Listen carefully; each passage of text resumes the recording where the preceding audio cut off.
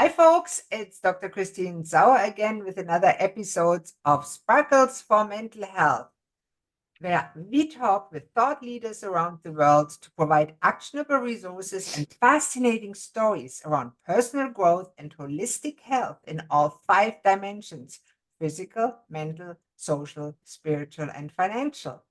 I'm Dr. Christine Sauer, brain health expert, physician, naturopath, and founder of 5D Wellness and DocChristine.com. And did you know that mental health is not just in your mind? And today, I'm extremely pleased to have with me Louise Burley. Louise is blind.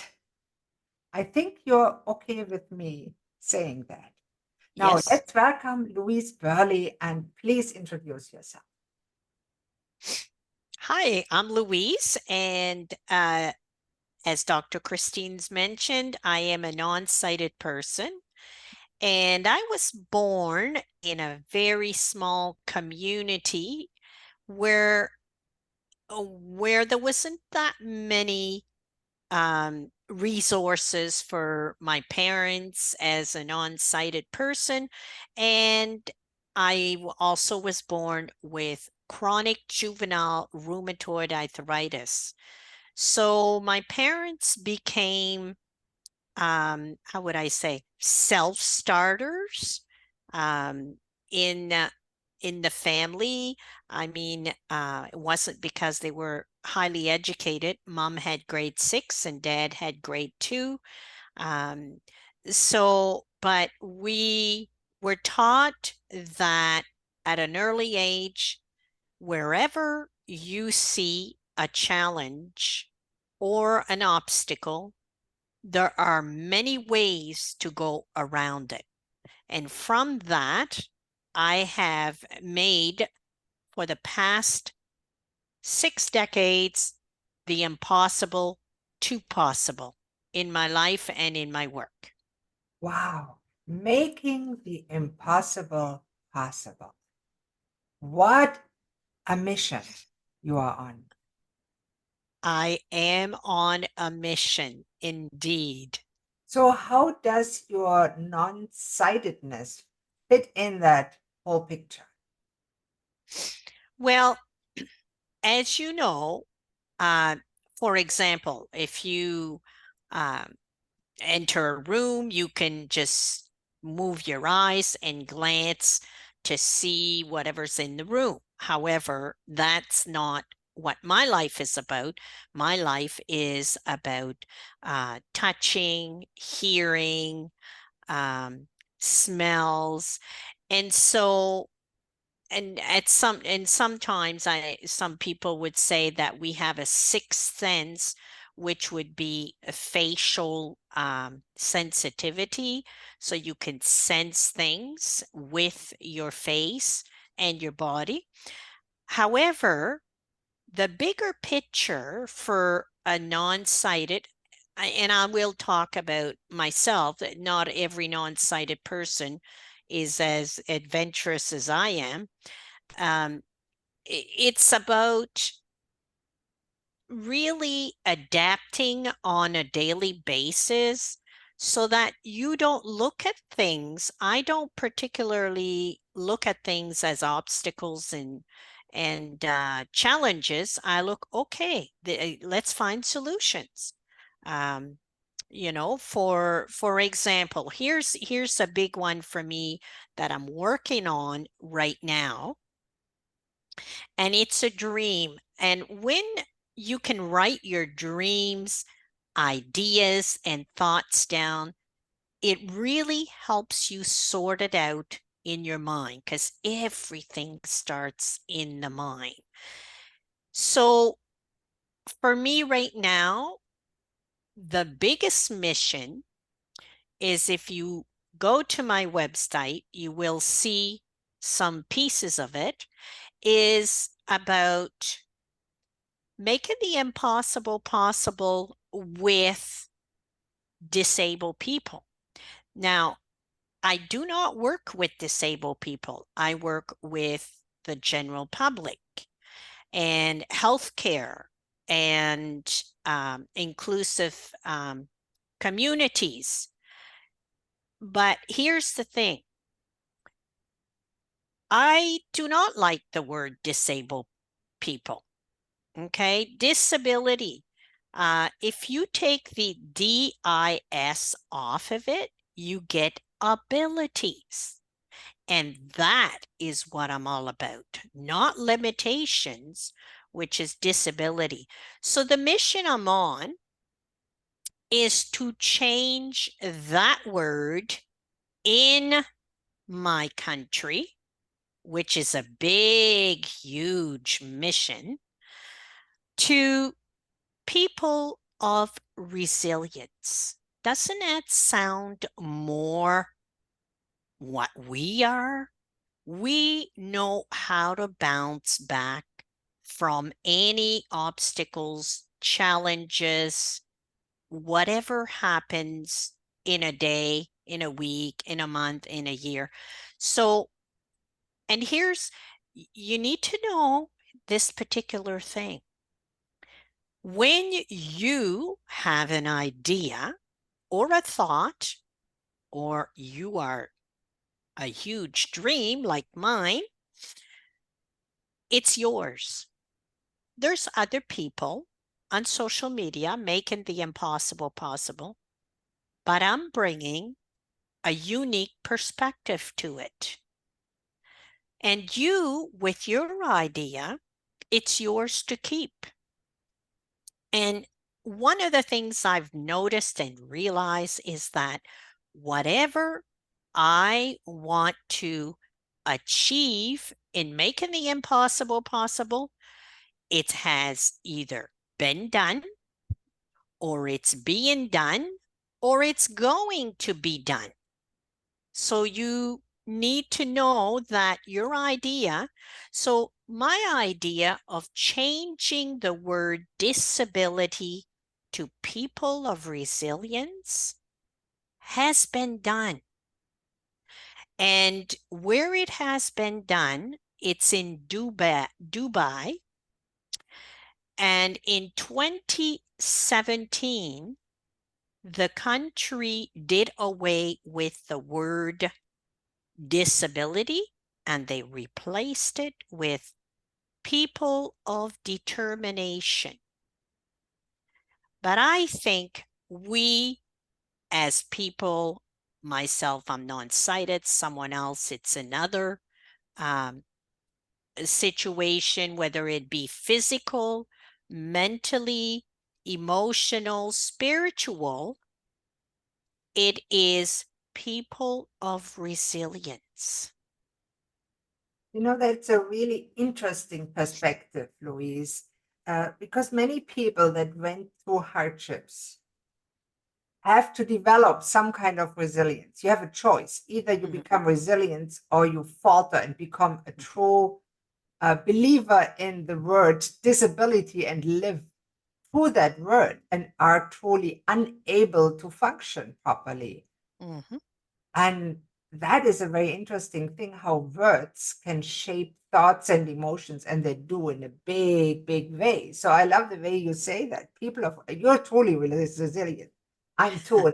I call my followers sparkles because I found many people that went through hardship came out the other side. When you talk to them, they have a sparkle in the eye, a spring in the step, the newfound energy, and they are full of determination and resilience, just like you. Yeah. And it doesn't matter that you can't see. To me, it doesn't, because it's your mind that sees, right? Absolutely. Absolutely. And here's the thing. To make the impossible possible, you need to believe in self. Mm. If you don't believe, not necessarily that you can do it or cannot do it, but you need to believe that you are unique, you are special, and you're here for a mission. And whatever that is for you, you know what? It doesn't have to be big. It could be that you are going to be with yourself. Just be yourself around, be authentic, and people will see that you believe in self. And it doesn't matter if they do believe, if they see you believe in yourself, as long as you believe in yourself. And that's really where it all starts, because that's where I remember when I was at the age of 4 years old at home. And my dad, back then, there wasn't as many retail stores. So manufacturers wanted to have salesmen on the road. So dad became a salesman. So he would be gone from home from Monday to Friday. So I couldn't walk until the age of 4. So in the morning, mom or dad would put me in a white rocking chair, and I would just and I was visually impaired from the age of 2. And so I would kind of look and say, dad would be all dressed up. Back then, shirt and tie, overcoat, hat, briefcase, and off on the road he'd go. And I was 4 years old, and I'd say, someday I'm going to be like dad. And I didn't know that I would become a professional speaker and travel everywhere. But that's exactly so what you want to be, or what you want to see, or what you want to know is all around you. The second thing in making the impossible possible is you need support.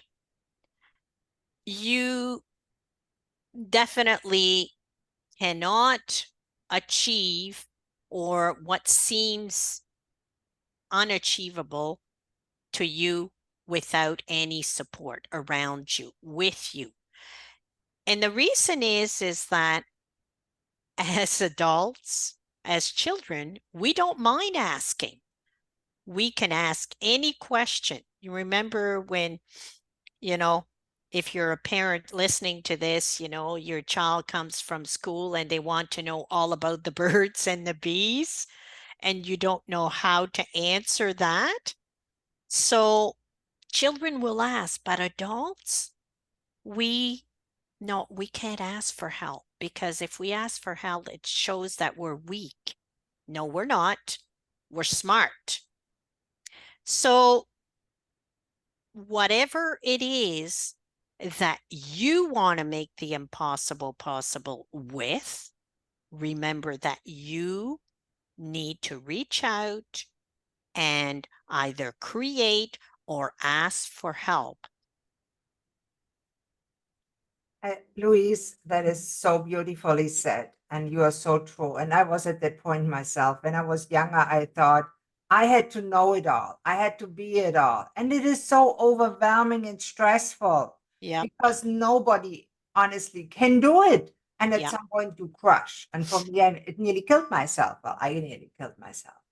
And that was the point when I finally realized, hey, we all need help, as Marshall Goldsmith says, one of the leadership coaches. You certainly have heard of him.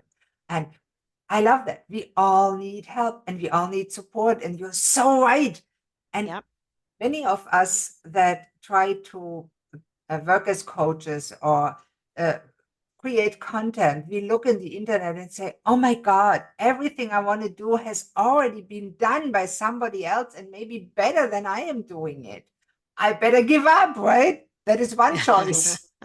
To be discouraged and say, oh my God, I don't know where to start. I give up.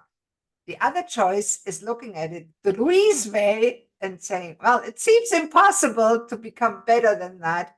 But hey, Louise says the impossible, making the impossible possible. What if it And was making the impossible possible, Christine, is also about taking risks, right? And the word risk scares people. And it shouldn't, because if you believe in yourself, you have the support around you. You also have written down step by step how you want to accomplish it. You know what? You will make the impossible possible. And you know, Louise, I found, yes, there is risk in life. Just being alive is risky. We risk dying every Absolutely. day. And Yep. actually, our chance of dying is 100%. We just don't know when. Yeah. And people are scared. Yeah. I don't know why, because we live now. And sometimes I make fun of that. Have I told you that? Would you mind if I tell our listeners my favorite statistics about risk? Oh, yes. Go right ahead. I oh, let me ask you, Louise, do you like to go to bed at night? Of course, Do you feel safe when you're in bed? I do. Uh, didn't you hear the statistic that over 90% of people die in bed? The bed is really a very dangerous place. You should be very afraid. Oh, It's risky. my. Wow. That's a classic example how you can abuse statistics. Yeah. Yeah. And here's the other thing, too, that I have over the years, for a while in my life, I would compare myself to someone else, and I would listen to people, what was around me Mm. that didn't serve me, but I didn't know that at the time, right? So, caution to the wind. You've got to be yourself, authentic. You don't, you, and here's how I do, because I'm non-sighted. For example, you can't see me right now, but I have a little pink in my bangs, in my hair. I thought, you know, I turned 65 and I want to do something different. And so I love pink. And so I got a little pink done in my bangs. That was taking a risk. And people S- can see you. That will be on YouTube too. They can see your beautiful little bangs that are pink. It's Yeah, cute. yeah. So, and so here's the thing. I thought, I don't know if people are going to think it's cool at my age, right? But I thought, you know what? If that's what you want, Louise, do it, right? So I got it done, and I, went for a walk with Mr. Fig, my guide dog, and somebody passed me on the sidewalk and said, "Oh, I love the pink in your hair." And I thought, that's a stranger saying that to me. So it must look good. But no more, you didn't pay much attention to it. Then I go somewhere else and somebody says, "Oh, you've got a little hint of pink in your hair." Now, the second time I hear something, whether it's positive or negative, I start paying attention. And when I hear it for the third time, wow, is that ever cute, that pink in your hair?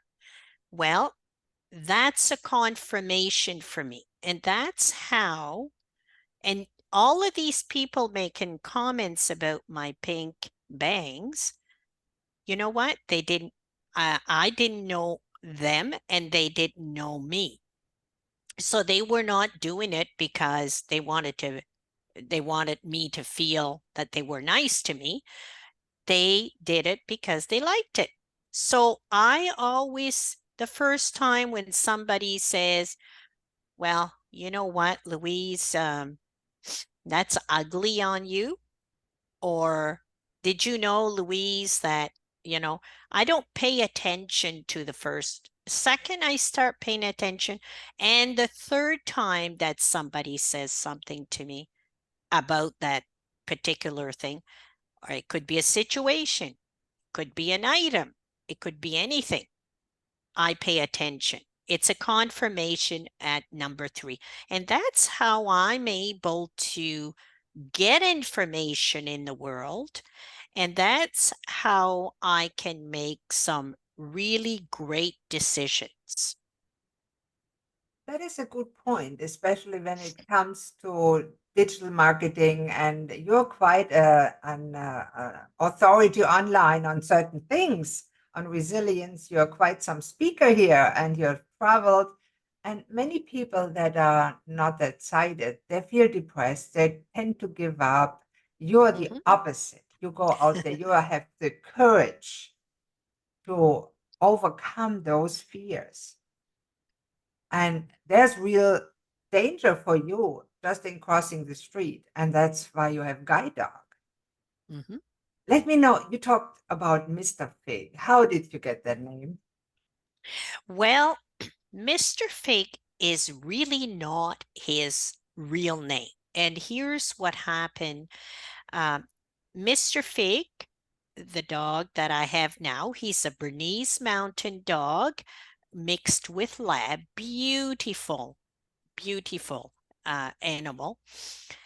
What happened is he's my sixth. So my first very guide dog 30 years ago, um, I was standing at a corner with my nude guide dog, and across the street there was a class of grade ones and two, and they were on the other side of the street waiting for the light, and I was waiting on the other side for the light. And what happened is the kids started yelling the dog's name because I had gone to speak to those two classes. And what happened is that distracted the dog. Because the dog was distracted, I was distracted, and we began to cross the street at the wrong time, and the dog almost got hit. There was only like a half an inch between the car and the dog, and so the car was able to stop. The man got out. He said, "Are you guys okay?" And when that, I didn't bother continuing crossing the street. I turned around, went to a coffee shop. When my nerves came down a bit, I decided to take the bus home.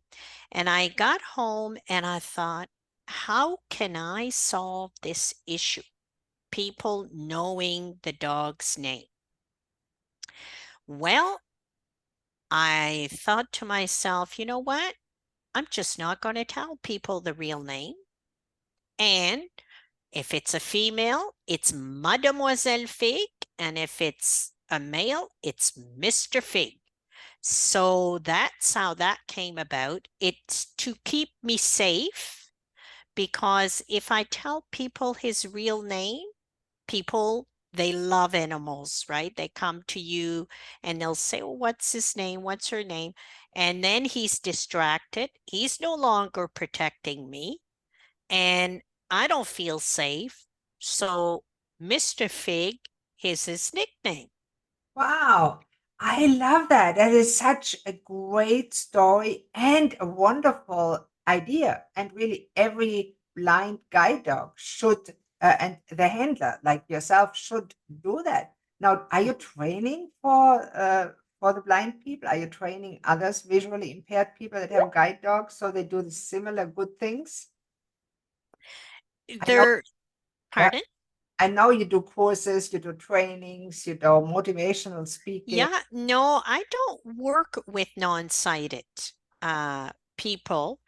No, I work with organization that have people of resilience, but individuals, I don't. I mainly work with, my markets are right now the Gen Zs and the older generation ready to retire, don't know what they're going to do. Um, they're afraid of being depressed, don't have enough to fill their day. So for the non-sighted or people of resilience, I would work with their organization in a leadership, team building, mentorship. I've done a course on series of workshops for people of resilience in mentorship, and then those mentors were certified to be mentors to mentees in their community. So yeah, it's a journey. You are multiplying that. Now, I know your website is louiseburley.ca, and anyone that watches it, you should check it out. And Louise is truly a very remarkable person. Now, I want to give you a few minutes at the end to tell the readers something that they can do to get in contact with you if they say, oh my God, I have to have Louise for my event. I have to ask Louise to work with me, with others, with me as a coach, or what should people do that watch that and said, wow, I love what that woman is? Well, you can send me an email at hello, HELLO, at louiseburley.ca, or you can go on the website and fill out the form. And you can also, I'll give you my phone number, my cell number. It's 506 850 5588. I don't call myself often. And you can visit my website at www.louiseburley.ca. Thank you so much, Louise. And I highly recommend if you're watching that and you're in any way interested in it, check it out. She has great resources. She's a very resilient and resourceful person, and you got to love her. So that was for today's episode of Sparkles for Mental Health. Thank you for very much for watching or listening. We would love it if you would subscribe to this show, follow us on YouTube, or check one of the links in the description and spread the word by sharing it with family and friends. Thanks. Let's get started.